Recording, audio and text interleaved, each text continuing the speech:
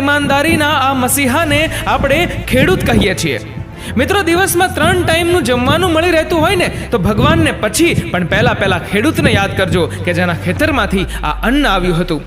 પ્રાર્થના કરજો કે જે ખેડૂત તમારા સુધી અન્ન પહોંચાડે છે તો એના છોકરાઓ ક્યારેય ભૂખ્યા ના સૂવે.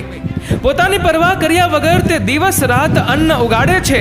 ધન્ય છે ધરતીના આ પુત્રને જે હર ઘરમાં ખુશીઓ છલકાવે છે.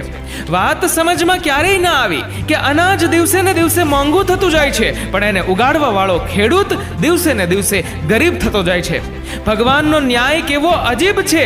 ખાવા વાળાને સુરક્ષિત રાખે છે ને ખવડાવવા વાળાને તકલીફમાં. પરિશ્રમ એની મિસાલ છે, પરંતુ કરજના એના ઉપર નિશાન છે.